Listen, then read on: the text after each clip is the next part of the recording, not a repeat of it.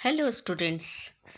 Today we are going to start the next chapter, and that is some natural phenomena. आपने storms and cyclones बहुत damage करते हैं हमारी human life को और प्रॉपर्टी को, और क्लास 7th में हम इनको स्टडी कर चुके हैं। हमने ये भी पढ़ा था कि हम कैसे अपने आप को स्टॉर्म और साइक्लोन से प्रोटेक्ट कर सकते हैं। Now, in this chapter, we shall study two other destructive natural phenomena, lightning and earthquake. We shall also discuss what steps we can take to minimize destruction caused by these calamities. चलिए start करते हैं lightning से। Students, you might have been seen electric sparks on an electric pole when wires become loose or when a plug is loose in the socket. आपने electric poles पर कभी कभी कुछ sparks देखी होंगी, या कभी कभी हम सॉकेट में जब प्लग लगाते हैं तो उसमें अगर वो लूज होता है तो हमें स्पार्क्स दिखाई देती हैं। कभी कभी हम स्काई में या जब बारिश आ रही होती है उस समय पर, या जब क्लाउड्स होते हैं उस समय पर कुछ लाइट्स देखते हैं। ये क्या हैं? ये नेचुरल फिनोमिना है और इसको हम लाइटनिंग कहते हैं। Lightning is an electric spark but on a huge scale. बहुत बड़ी क्वांटिटी में जब इलेक्ट्रिक स्पार्क होता है तो हम इसको लाइटनिंग कहते हैं। लाइटनिंग दो इलेक्ट्रिक चार्जेस के बीच में होती है। क्लाउड से क्लाउड तक हो सकती है या एक क्लाउड से अर्थ तक हो सकती है। हम इन दोनों लाइटनिंग एंड अर्थक्वेक को अब डिटेल में पढ़ेंगे इस लेसन के अंदर, और हम ये भी पढ़ेंगे कि हम इनसे बचने के लिए किस तरह के मेजर्स ले सकते हैं। Now first of all, lightning. Lightning क्या है? क्लाउड से फ्लो होता हुआ एक बहुत बड़ा मैसिव इलेक्ट्रिक चार्ज लाइटनिंग कहलाता है। इसको समझने के लिए हम पहले कुछ एक्टिविटीज़ करेंगे। हम एक प्लास्टिक का कॉम्ब लेंगे और इसको बिट्स ऑफ पेपर, जो हमने कागज़ के कुछ टुकड़े एक टेबल के ऊपर रखे हुए हैं, इनके पास लेकर आएंगे। हम क्या देखते हैं कि कॉम्ब इन पेपर्स को अट्रैक्ट नहीं करता। अब हम इस कॉम्ब को हेयर पे रब करेंगे। ड्राई हेयर के ऊपर कॉम्ब को रब करेंगे और फिर से इस कॉम्ब को बिट्स ऑफ पेपर के पास लेकर आएंगे। अब क्या होगा? ये बिट्स ऑफ पेपर हमारे कॉम्ब के ऊपर अट्रैक्ट हो जाएंगे। क्यों हुआ? Because it gets electrically charged. जो कॉम्ब है वो इलेक्ट्रिकली चार्ज हो गया है। अब दूसरा एक और एक्टिविटी करते हैं। बैलून लेते हैं और इस बैलून को इन्फ्लेट करते हैं। इन्फ्लेट करने के बाद एक किसी भी वुलन क्लॉथ के ऊपर इसको रब करते हैं, और रब करने के बाद इसको किसी वॉल के पास लाते हैं। हम क्या देखेंगे कि ये बैलून उस वॉल पर स्टिक हो जाता है, चिपक जाता है। हमने दोनों एक्टिविटीज़ देखी। हमने ड्राई हेयर पर रब करने के बाद प्लास्टिक कॉम्ब को देखा, और एक बैलून को वुलन क्लॉथ के ऊपर रब करने के बाद देखा। दोनों के अंदर एक फोर्स प्रोड्यूस हो गया जो कि चीज़ों को अट्रैक्ट करता है या रिपेल करता है। This force is called the electrostatic force. क्या कहते हैं इस फोर्स को? Electrostatic force. इस फोर्स के बारे में हमने पहले भी पढ़ा है फोर्स एंड प्रेशर नाम के लेसन में। हमने प्लास्टिक कॉम्ब को ड्राई हेयर से रब किया, बैलून को वुलन क्लॉथ से रब किया। दोनों के अंदर चार्जेस प्रोड्यूस हो गए और ये चार्जेस एक फोर्स प्रोड्यूस करते हैं, that is called the electrostatic force. कैसे हुआ ये?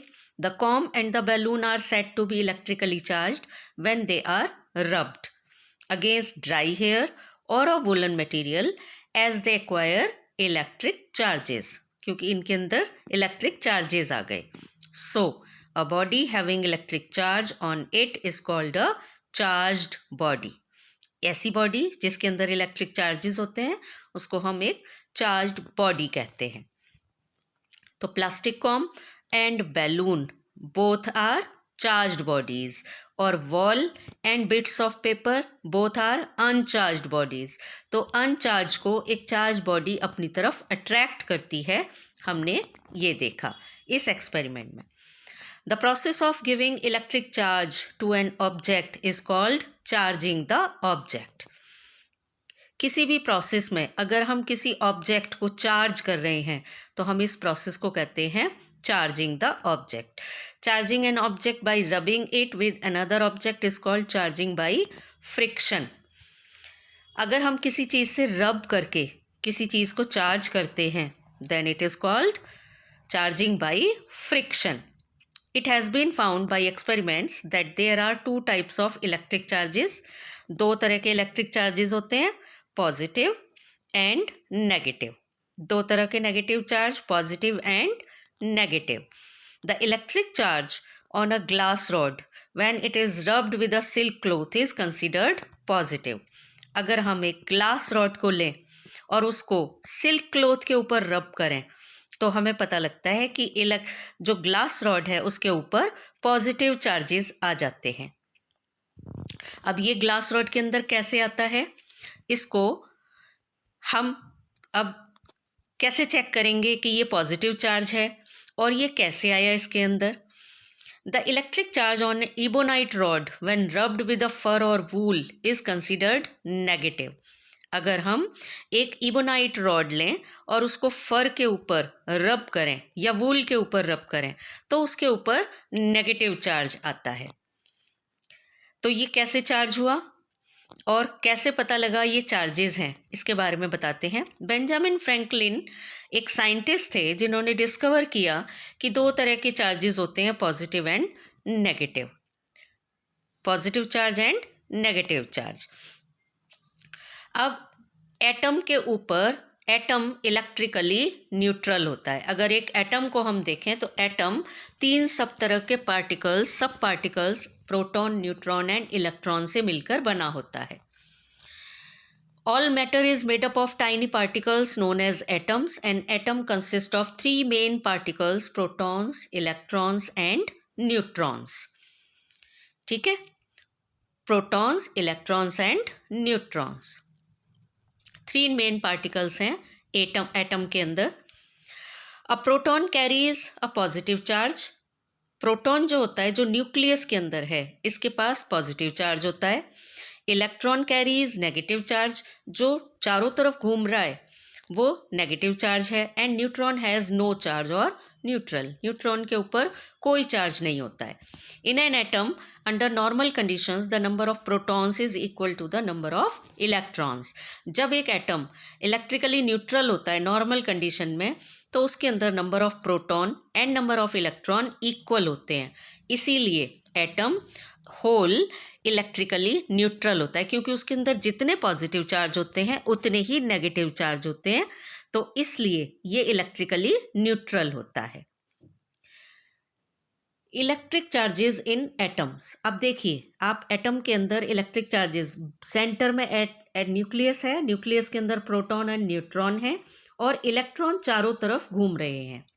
When an atom gains electron, the number of electron is more than that of positively charged protons. Hence, the body is said to be negatively charged. When हम जब इसको किसी से रब करते हैं इस एटम को, तो ये सिर्फ दो काम कर सकता है. या तो ये इलेक्ट्रॉन्स को निकाल सकता है अपने अंदर से या इलेक्ट्रॉन्स को ले सकता है. अगर ये इलेक्ट्रॉन्स को ले लेता है, when the ebonite rod is rubbed with fur or wool, atoms of ebonite rod gains electrons, so ebonite rod becomes negatively charged body. क्योंकि ये फर से या सिल्क से इलेक्ट्रॉन्स को ले लेती है, अब इसके पास नंबर ऑफ इलेक्ट्रॉन ज़्यादा हो गए तो ये नेगेटिवली चार्ज हो गई. और जस्ट अपोजिट, अगर हम ग्लास रॉड की बात करें, ग्लास रॉड को जब हम सिल्क क्लॉथ पर रब करते हैं तो वो इलेक्ट्रॉन को दे देती है. When an atom loses electrons, there is a less number of electrons than protons. Hence, the body is said to be positively charged.